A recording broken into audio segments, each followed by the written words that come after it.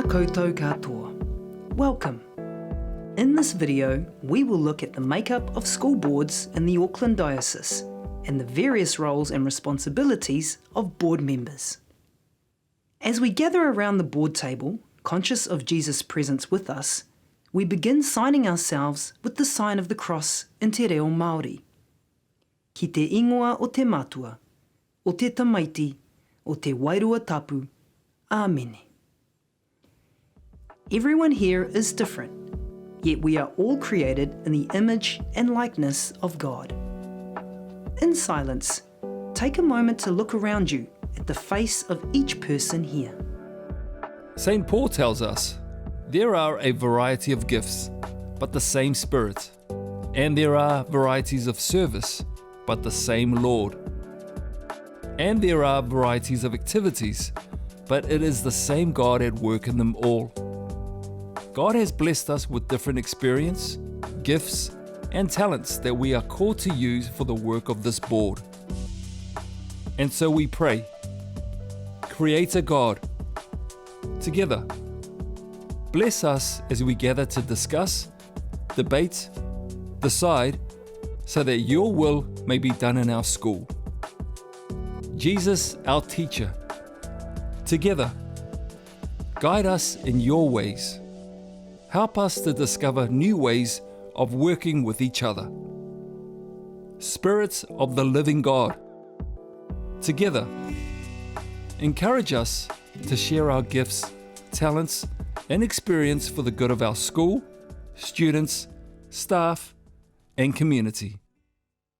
We finish our prayer with the sign of the cross. Ki te ingoa o te matua, o te tamaiti, o te wairua tapu, Āmene. Let's start this session by looking at who is on the board. On a state school board, there are up to 5 members elected by parents.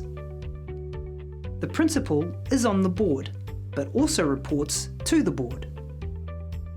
There is a member of staff elected by the staff. On secondary school boards, there is a student member elected by the students.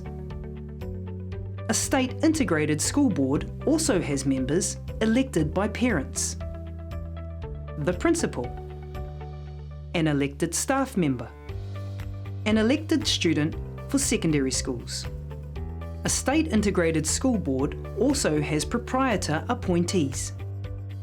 In Auckland, the proprietor is our bishop, or the company, or the ministerial public juridic person linked to the religious order that originally established the school. The proprietor continues to be the legal owner of the property that constitutes the state integrated school. There are up to 4 members appointed by the proprietor. Boards which have fewer than 5 parent members have fewer than 4 proprietor appointees. The number is always 1 less. For example, 4 and 3, or 3 and 2 in a very small school. So what is the same for all board members, and what's different for proprietor appointees? Each member has an equal voice and an equal vote. The presiding member can be a parent member or a proprietor's appointee. Each member is equally responsible for the governance of the school. Each member needs to understand and work within the legal framework set out in the Education and Training Act 2020, the Schools Integration Agreement, and all other legislative requirements. Each member of the board is responsible for maintaining the Catholic special character of the school, as set out in the Schools Integration Agreement and Charter. This can't be left just to the proprietor's appointees. All are expected to contribute to this area, for example, leading prayer at the board meetings. However, proprietors' appointees are charged with some particular responsibilities. They are to ensure Catholic special character is maintained and encourage initiatives to strengthen special character, including promoting the charism of the founding order. They are to assist the board to understand its role responsibilities, and accountability for Catholic special character, which should permeate every activity in the school. They are to communicate regularly with the proprietor about Catholic special character, which is usually through completion of part of the school's annual report to the proprietor at the end of the year.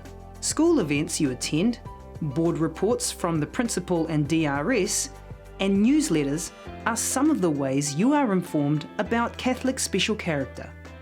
They are to protect the proprietor's assets by ensuring the property is well maintained, and they advise and assist in capital and other works projects when appropriate.